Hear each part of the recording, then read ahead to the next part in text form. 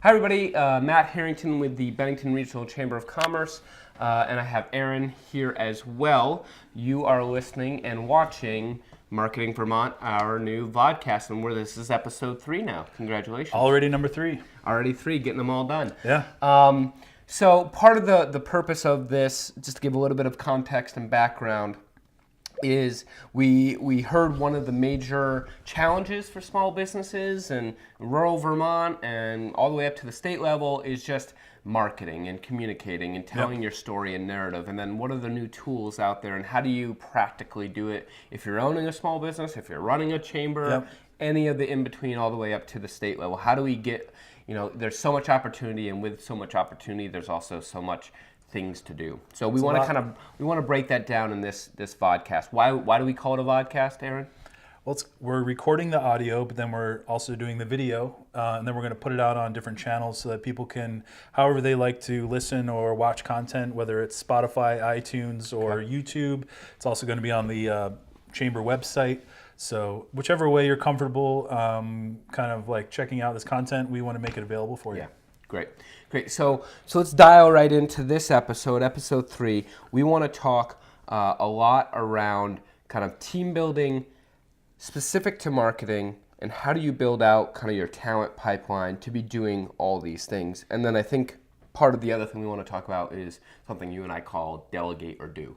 Yeah. Which is, you and I both feel and think that you need to be a practitioner, you need to be in all these things, but just being a consultant of the chamber, I don't have all the time in the world to do it. So I'm always talking to you saying, well, Aaron, is that a delegate or do kind of situation where, quite frankly, you, Joe, Charisse, other people on my team, I'd rather have them do it and not me go do something else and sign off on it. So I think that that's going to be part of the conversation today as well. Looking at your strengths for sure. And I mean, just seeing what you've been able to do with the Shires by building that team. I mean, you only have a few employees there. Actual employees paid, and they're there for operational full-time support. Yep. So to extend beyond that, because they all have like jobs and tasks on a weekly basis to do, I think you're able to really grow the brand and really present it nice in a good way with this team that you've built. Yeah. So let's go back to that a little bit, which is, I think there are some big media influencers that have also made this kind of proclamation, which is, and we said a couple episodes back that I think first you're a media company and then you're the flour baker, insurance guy, gal. But first you're probably a media company moving from 2019 forward. Like there's you got to be able to sell your narrative, you got to be able to have an engaged audience and then move those people to the sales. Let's be honest about that in terms of business. That's the purpose of this. Yep. With that in mind, there's good discussion, there's good thought around the fact that every small business should probably have a content writer, some sort of camera, which is either taking pictures, and if you can find them all, wrap them into one camera, taking pictures as well as video, or sometimes you need to separate that, and there's somebody that's really good at photos, and there's somebody really good at video. You also need a good writer, so whether that's blog or long form, or just caption writing, and then even to some degree, I think there's room for some sort of creative, whether we loop in website and things of that nature, or are we just talking design-wise, graphic, appealing to the eye, being able to put together a one page for you that looks good for your customer, being able to put in some of the banner stuff that you're needing to be done digitally or on this video or whatever. So I think that those are 3 to 4 of the people you need. And all this comes off of, I just presented at the Vermont Tourism Summit about this topic. And so I think we want to spend this episode dialing in a little bit to that, especially with you with me now. And Aaron, you're a consultant for the Chamber. We've worked on campaigns for the last 4 to 5 years together on various platforms. So I love having you at the table, being able to help me sort through this concept of team building from the media perspective. It's a lot to navigate, and in addition to... Well, that's it, right? I mean, what I just mentioned, every small business person had a heart attack. They're like, wait, I need 5 more employees? Right. So talk to us a little bit about that. Yeah, no, just one other item to mention in there too is like the SEO aspect of building. So don't just build nice things, but build things that are effective. So I think that's another thing to drop in there. But Yeah, as far as navigating it, we're not talking about hiring a full-time employee for each one of these things. We're talking about working with people that consult or have other kind of roles or businesses where they are a photographer and you bring them in for a project basis, not an not a 30-hour week, but Right. actually like projects that can build up. Yeah, no, and when you and I have talked about the gig economy Yep. in Vermont, and what we mean by that is people that are freelance or people that have a side hustle or a side job or moonlight as. Vermont has a 260-year-old history of that. Like if you actually look at Vermont's history, Right. there was the blacksmith that was also the tax consultant, which was actually the banker and the mayor of the town. That's like we're notorious for that kind of multi-purpose, Renaissance, if you will, kind of person. So Yep. it only makes sense that Vermont has a lot of that. And I was in a young professional meeting a couple weeks back, and somebody asked them to all raise their hand about who has a side hustle, who's moonlighting. Is this your only career or your only job, or do you have others? Yeah. Literally 75% of the room raised their hand, and they were all probably 40 and younger, and it was just amazing and Yeah. interesting and cool to see that. Holy cow, all these people in this meeting, including myself, are side hustling. And it's just maybe it's a millennial thing, or maybe it's a Vermont thing, maybe it's combined. But to your point, we probably don't need to hire a videographer. We probably don't need to hire a photographer. There is a lot of resources out, and this was part of my talk at the Tourism Summit. Yep. There's a lot of people out there. One, you can definitely hire good photographers that's what they do. They do weddings, they do whatever. Or they're the teller at the bank, and for fun, they go around and they take these wicked cool shots. Yeah, I think both of those, and you're going to find varying price levels within that, from the person that's doing it as a side hustle to the person that's a full-time freelancer to the person that has like a business with 10 photographers under them. So there's a lot of different choices within that, and I think finding within that what fits your budget. And I think there's a lot of talent in the state. So there's definitely, if you need help finding people, we'll probably talk about that at a later date. Well, too. I think it goes back to, I think it was episode 1 where we talked about building your marketing budget. And so when you look at that, as we said, 7 to 10%, so maybe it's $10,000, be ready to allocate some of those to freelancers. And again, I'll go back to the chamber model. We totally reverse engineered it to this day, where we have our own chamber media team, which includes a Mike Cutler and an Aaron and a Charisse at writing, and we're going to need another writer soon. Yep. We've got some digital design people like Joe. We've got videography with Adam. We've got 2 photographers and they're not on staff. Like we just did Winterfest 2 months ago. We just did Wings and Winter Homebrew 1 month ago. Like I called them up and said, can you, for a couple $100, can you just go around? And we got these really great photos that narrate the story for us, right? So when we talk about creating just boatloads of content, that's just what people are absorbing now. Yep. Like you hire a photographer, it's the delegate or do thing. You hire the photographer, you're doing the festival, you're doing selling the stuff in your store. The photographer is doing what they do best. Yep. And they're doing it probably better than all of us. And then you're going to get like 30 pieces of photos, but those are, if you think about it, the 30 pieces of content too. No, definitely. And this is not just for small business and not just Vermont, but like I have another client that we've been working on. I've been consulting with them to help train their staff to get content. Yep. So photos that they can do on a daily, weekly basis just through like their stores and their events and stuff.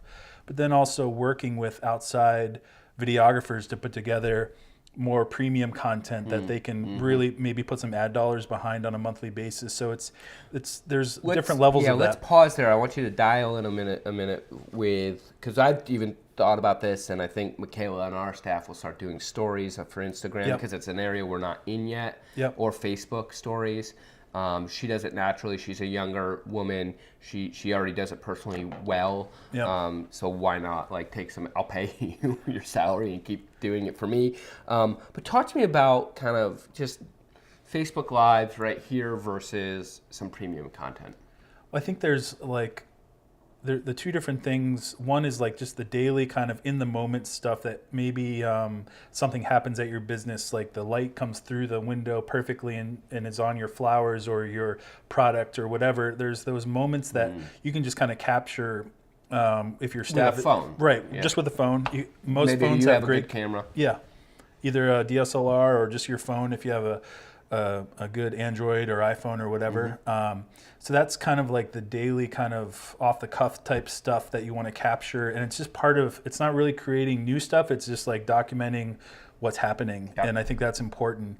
And making sure whoever's doing that, whether it's you or someone on your staff, making sure again, that they're equipped and also that it's going to be positive in nature. Because if they're, everyone, I mean, we've all been in different businesses in Vermont. If it's, you know, you're the one grouchy employee, don't have them spearhead the content. You want it to be positive and almost overly positive. Right. It can be a little bit polished. Right. You know, even beyond just the normal optimism. Yeah. It's supposed to be both on Facebook, Instagram, and other platforms. It's supposed to be overly positive. I know we don't think of that and we know the bullying and all the stuff, but I think that those are the bad apples in the bunch when a majority of people are sharing some great, fun things on Facebook, Instagram. And we're going to probably keep talking about that in each episode, just a little touch on like the positivity and how far that goes in marketing. But back to the topic, so equipping the person, whether it's stories or lives or whatever, that's one example of like that day-to-day stuff. But then the premium content might be a special 45-second video that you get professionally done that you then feature on your website, you pin to the top of your Facebook page, you run ads against for your target market. That would be like premium content that I think every business needs. So you need that balance of the day-to-day storytelling, but then also the premium stuff that really is at a professional level that really is going to display your business and whatever you offer in a good way. I think you and I were talking about it this morning before we started rolling, but if a business could almost do one thing with a little bit of money, it would be to hire out a videographer to do a 30 to 90 second spot. Yep. Like in this day and age, there's no reason, especially in Southern Vermont, I can call us up, we know a couple of videographers, that you couldn't get that done, you couldn't put it on all your platforms, and you couldn't triple to quadruple down on that.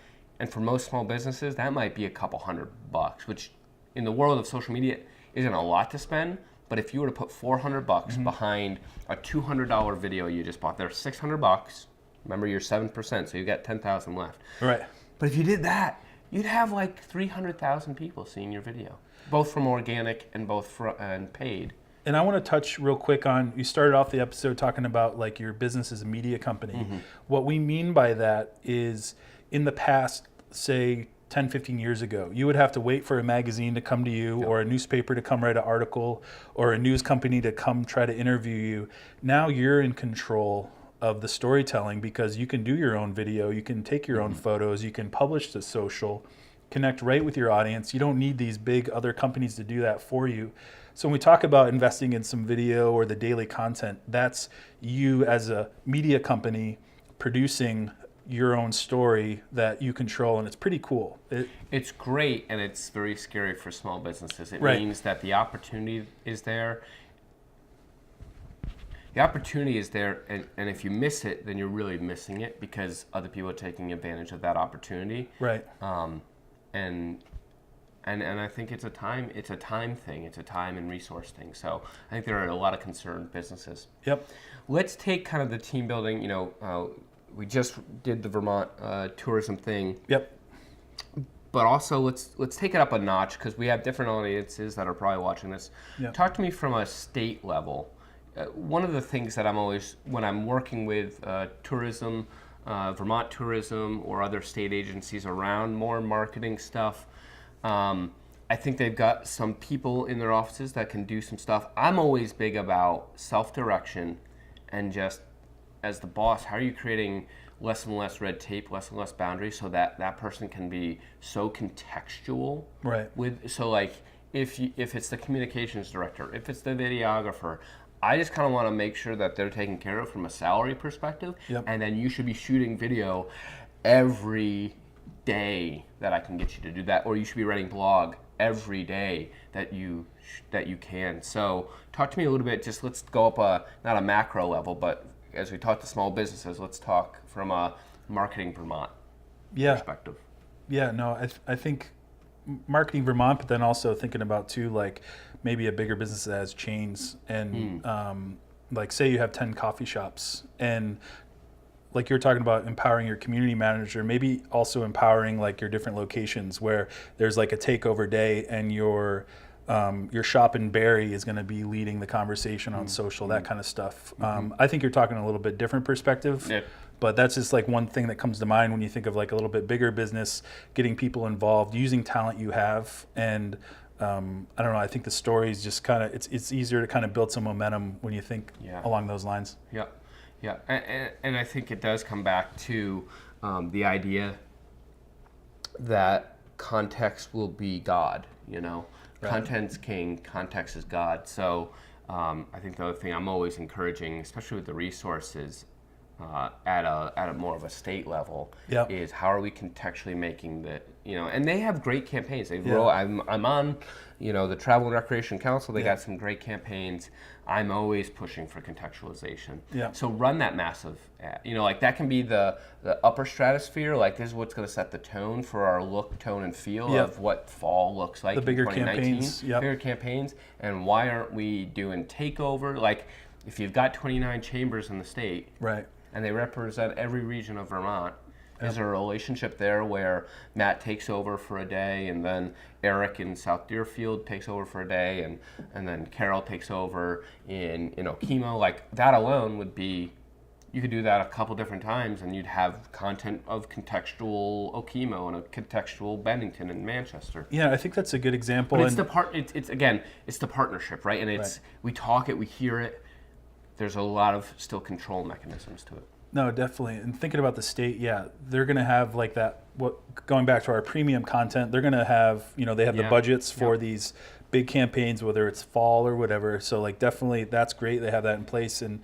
But figuring out that daily and weekly kind of natural storytelling to complement those big campaigns, I think that's important. And that goes back to our kind of like audience building and our social icebreakers with that daily storytelling, and then people, as from a state perspective, doing that on a daily basis, and then coming in with those premium kind of campaigns. I think that's the kind of balance you need to get the most out of it.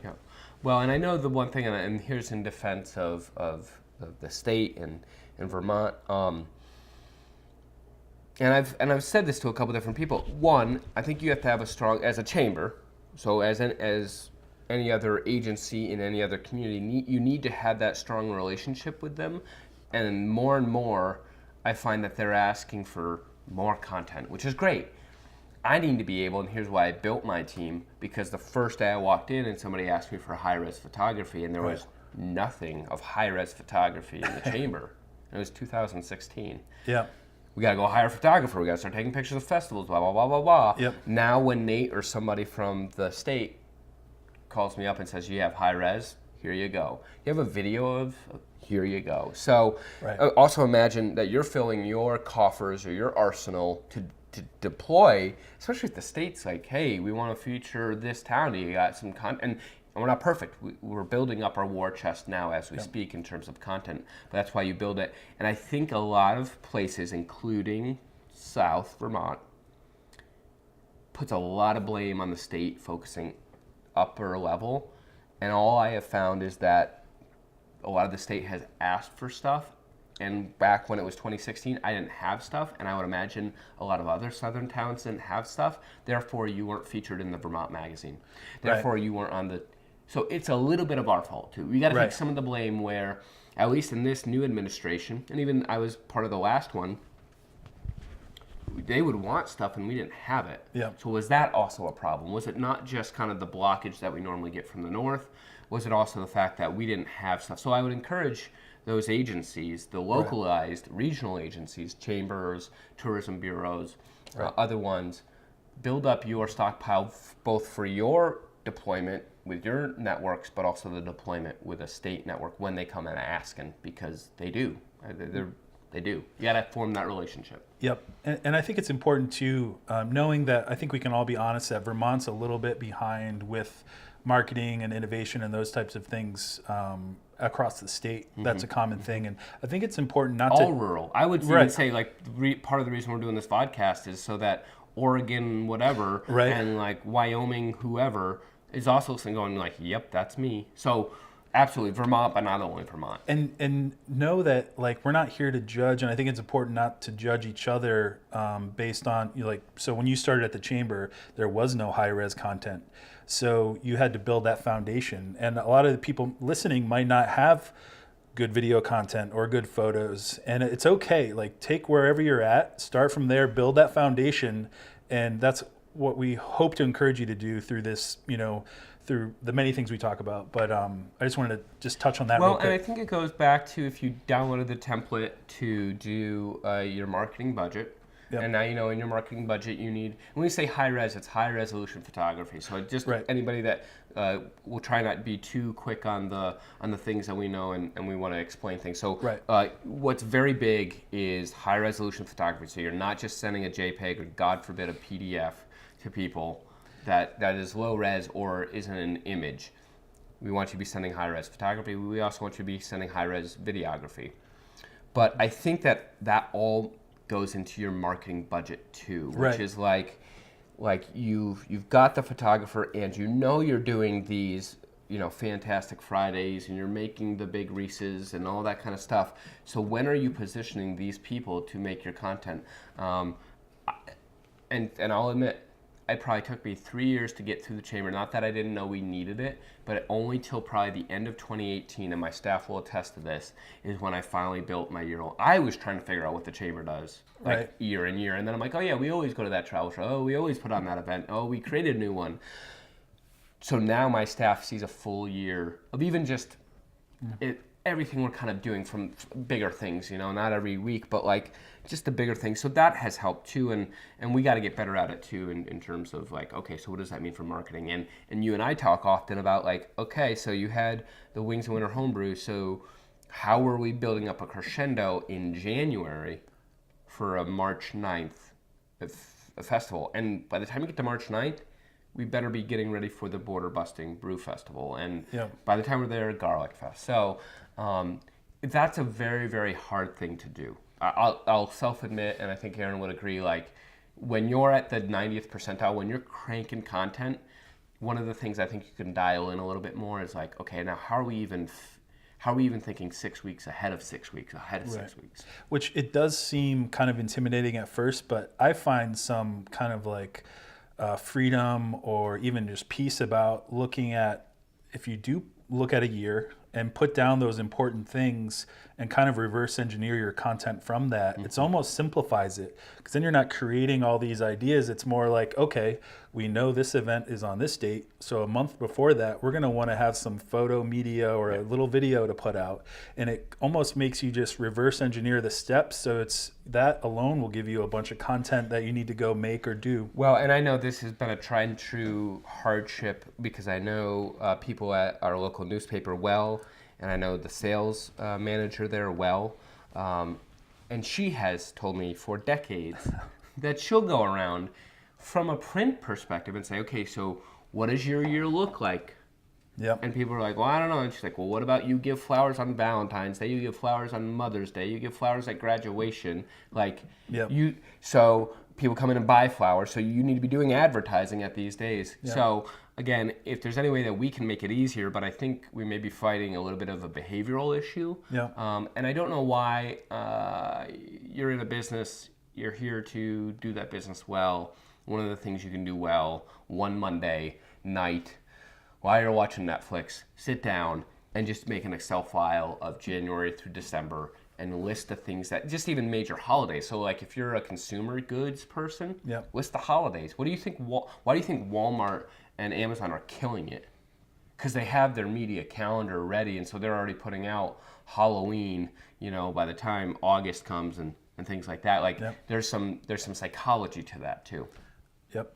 So maybe we should talk a little bit back on like delegate or do. Yeah, I was thinking, let's pivot to that. And maybe we'll make available a little bit of like a cheat sheet for people for this too, to kind of go through like, okay, photography, the weekly, daily storytelling. Is there someone on staff that can do that? Okay, yes or no, and kind of just go through videography, website maintenance, SEO, all these different things where people can say, okay, we have that talent or we don't, and then they can choose, do we either equip ourselves or hire out? Yeah. And kind of just, I think something like that might be helpful for next steps for people. Let's plan on doing that. And let's get back to even the delegate and do. And so I think what you need, and again, this is a building process. All of this is marathonic. Right. I'm comfortable where I'm actually not comfortable where we are, but I'm more comfortable where we are now than I was when 2016 I walked through the door. Right. And I'll be more comfortable in 2022 and so on. Just because I'll know more, and you're building oxygen tanks, and I want you to think about it that way, which is like, if you need to deploy, you got so much oxygen in your body, and your oxygen tanks are like, oh, Aaron, can you post every Wednesday because I'm going to be out? Or Joe, can you do? Yep. Those are your oxygen tanks that line your side that you can call on when you need to.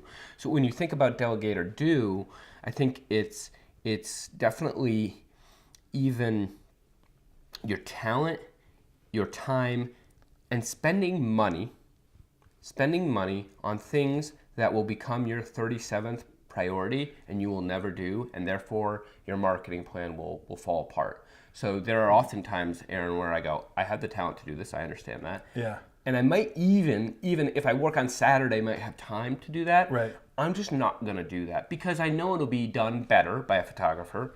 I know that I'll want to be at the festival, enjoying a festival, or work in the crowd or problem solving. So I need a photographer there that their sole purpose is taking pictures. And I want to delegate it because I think we're human. And I think 24 hours, constant stress of everything is too much for anybody. So I think what I would encourage a small business, community organizations, look at your budget and see where, it's not unlike you hire an HR person, you hire a bookkeeper. If bookkeeping isn't good for you, or man, I make more money by doing X, Y, and Z than it ever costs. Like if I were to do QuickBooks versus I were to do speaking gigs, it would be I'm definitely not getting paid that much to do QuickBooks. So I'd rather hire a bookkeeper. Right. I think there's some smart behind that. No, for sure. For sure. I just had another thought real quick. Thinking back to in February when you I challenged you to do those lives Monday through Friday. I think, when you're thinking about delegate or do, sometimes you got to kind of push yourself maybe out of your comfort zone. Yeah. So maybe in the morning, instead of watching Good Morning America, or maybe at night, instead of watching 4 hours of Netflix, maybe you do that live, or you work on that blog or whatever. I think that's, sometimes we have to push ourselves a little further. Yeah. I know you enjoyed, after doing that for a month, maybe every day you wanted to do something else, but you grinded it out and then you saw good results out of that. So it's pretty cool. Well, and I think anything you and I are saying, you have to remember, and I bring this up often with my committees at the Chamber and businesses, that the market will dictate what you need to do. Right. So if you're like, but I want to watch 4 hours of Netflix, and I want to run a small business, okay, and good luck with that. If it's working for you, if you're making a living, and that, I think from what I hear, it isn't. That's why we're doing this podcast, is I hear it isn't working for you. You're not getting the sales you want. You're not getting rid of the product you want. You're not marketing and having a following like you want. So something has to give, and it's not Aaron and me dictating whether you watch Netflix for 4 hours or not, or Good Morning America. It's the market. And there's plenty of people, especially online stores, that, if I don't go to this to buy a guitar, or I don't even buy, there's going to be a future where you don't buy flowers, groceries, anything in your downtown anymore. It'll all be Amazonic, and it'll come within 24 hours because of drones. That's coming, and we want you to be prepared for it, and it's not you or me dictating it. I just want to make clear that we watch market trends. I think every business can watch market trends and see where it's going. Yep. No, for sure. And we hope that you're enjoying this content. You know, this is what, episode 3? Yeah, leave a comment. Yeah, leave a comment if you find any of this helpful, or if you have any questions about what we're covering. We're kind of bouncing around in a lot of different areas, but that's kind of what we want this show to be, just like our conversations about digital. We have both have histories before where we're at now, as far as you did a lot of consulting in the business world. Speaking on millennials, you still do that. And I have different clients in different spaces, international or national brands. So this is focused on Vermont because we care about Vermont, and we hope this helps some people. That's why we're here, really. That's why we're here. Yeah. So we're going to wrap up episode 3 of Marketing Vermont. Again, like Aaron said, if you have questions or comments, please leave them or just email us. It's right on the website. Yep. And again, on behalf of Aaron and myself, Matt, we want to thank you for tuning in. Thank you.